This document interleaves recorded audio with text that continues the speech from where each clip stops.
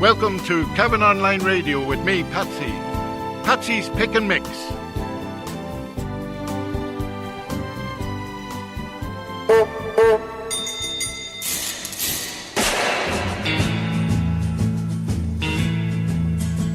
Now Denny O'Rafferty's motor car is the greatest, I declare. It's made up of bits and pieces that he picked up here and there. The engine must be ages old, but it's still got lots of power. With a gallon of stout in the petrol tank, it does 90 miles an hour. Oh, what a wonderful motor car, is the greatest ever seen. It used to be black as me father's hat, now it's 40 shades of green. On TV and the radio and in every public bar, the burning question of the day is Rafferty's motor car.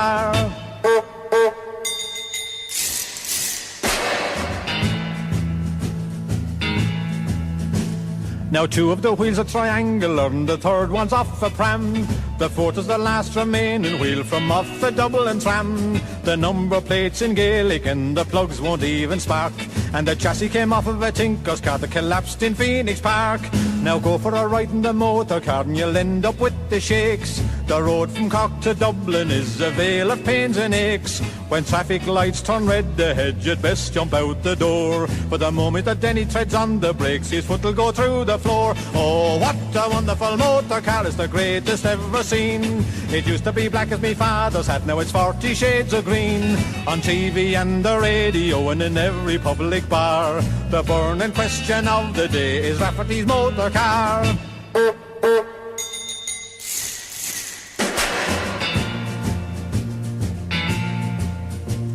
Now if you could see the upholstery, your eyes would start to pop. It's nothing but empty beer crates with a load of sacks on top.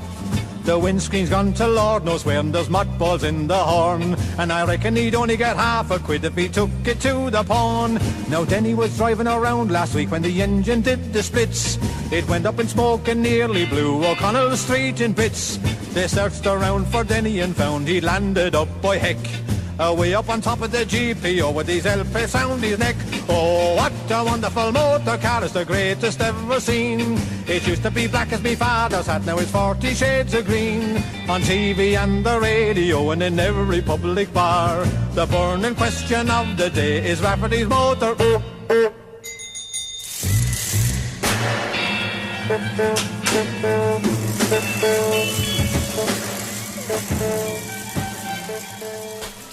Well, I went along to the Cavan Equestrian Centre where I met Owen Monaghan of the Cavan Vintage Club, and he told me all that was going on at the Equestrian Centre with the Vintage Day Out. I'm here in the Equestrian Centre and I've got Owen Monaghan with me, a vintage fella.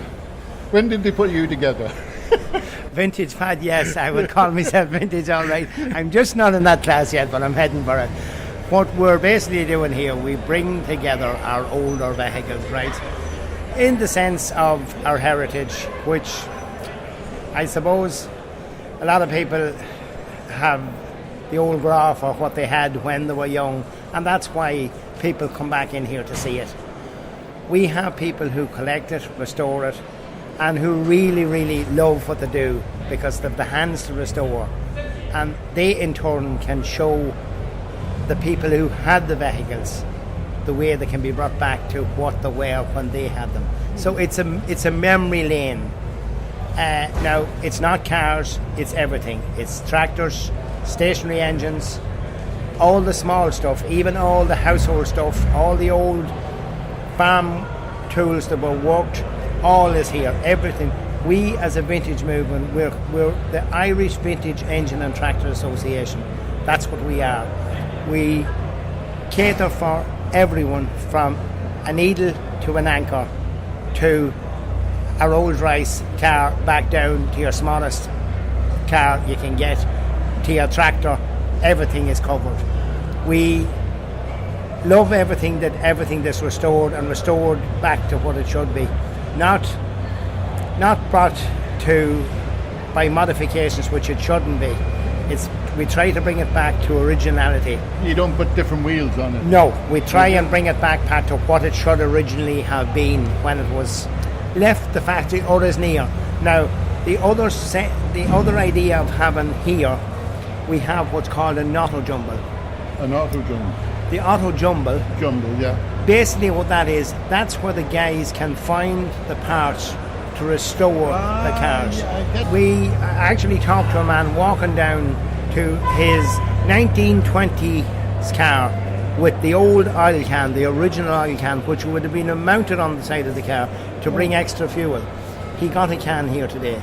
So he And found one. he found one here today, which was original to what he has. Yeah. Now, in today's team we done here was we were doing Ford, 100 years of Ford.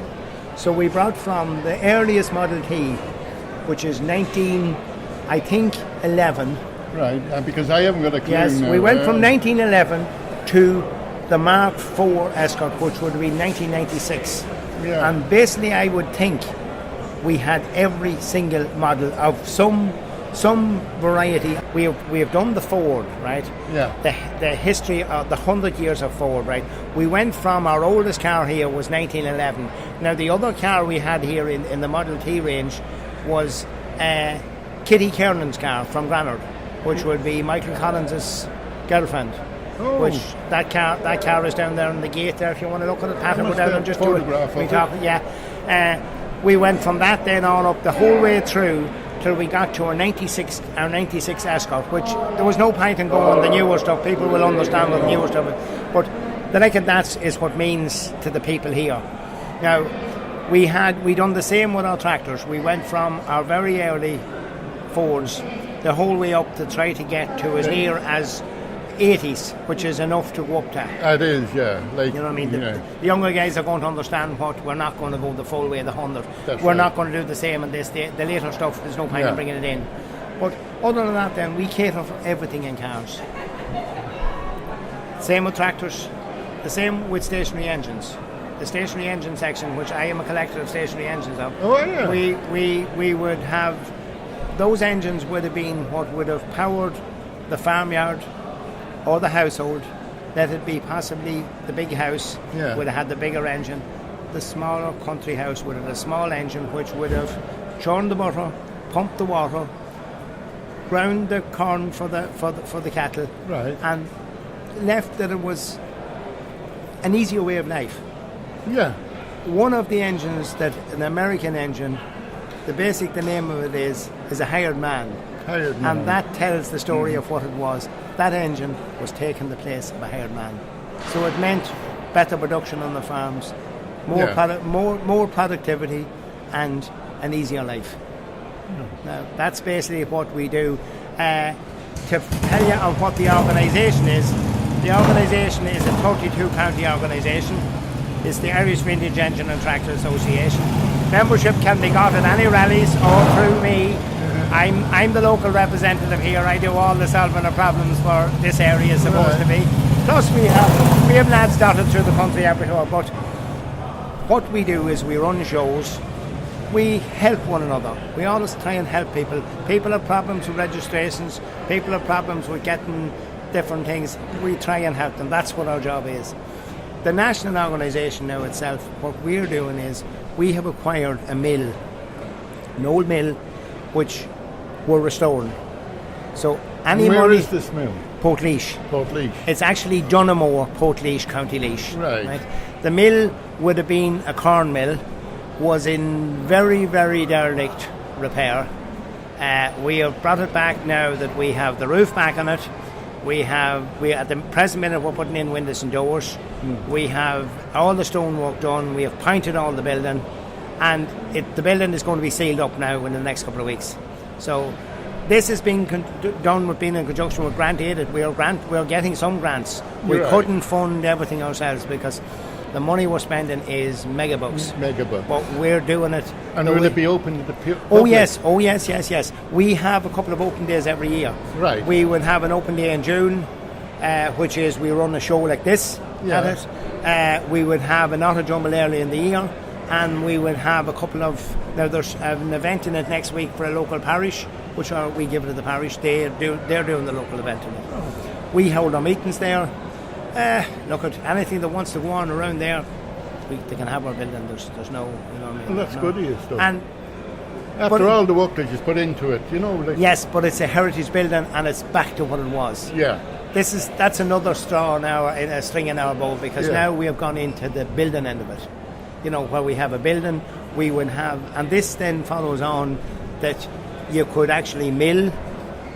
And we will eventually do it that it will be maybe. It's a long way down the road.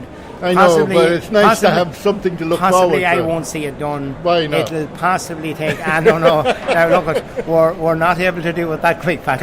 It's, as you know, no matter what. You've still got a good few years. Yes, I know, but as you know, when you go to do anything which is council related, there's a lot of paperwork involved. So the paperwork has to be done. So when the paperwork has been done, time seems to pass. And thanks to, we have a fantastic lady down there called Evelyn Duff. She's working with us in conjunction with the council.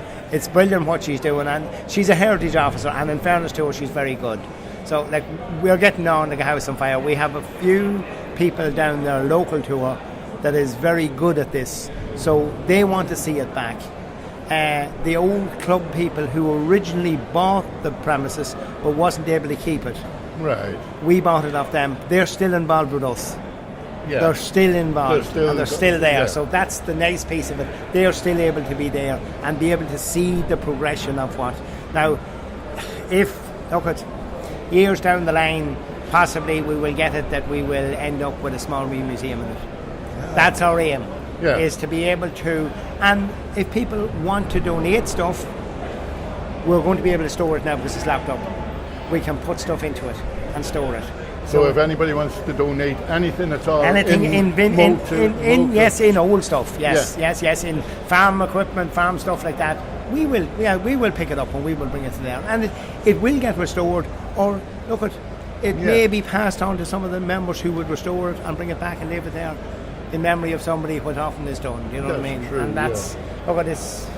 I know, but at the end of the day, if it's saved, the way we look at it is, if something like that is saved and preserved for the future, it's an achievement. Oh, it is an achievement. It's nice to have something to everything these days is thrown away. We all know what happened. We all know what happened when the REP scheme came in, where a farmer was told get rid of stuff.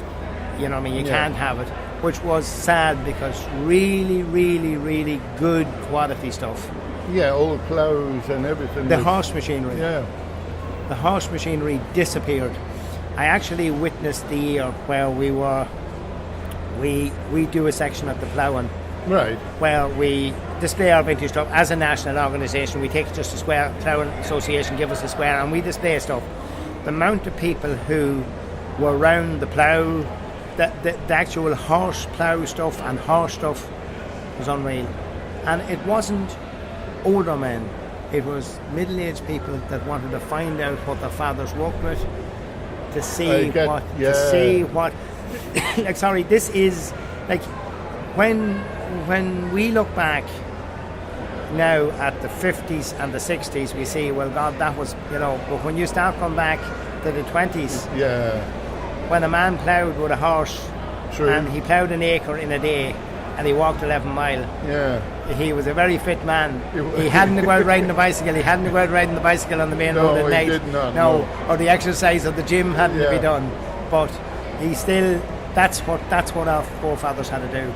We don't have, life I suppose is that much easier now. It is. And I'm looking around and there's young people here. Yes. I mean, teenagers. Yes, you see, this is what I'm saying, Pat. When the era of some of the stuff coming in here, like we say 30-year-old. So if you think the progression of somebody which, we say a 30-year-old car that's sitting here, right? Yeah. The teenager or the mature teenager will remember one of those at home, or will remember Granda with one. It could have been Granda's car. Granda had this Escort, and we remember it. Yeah. Now, another thing I collect cameras. I have a fantastic collection of cameras, old cameras.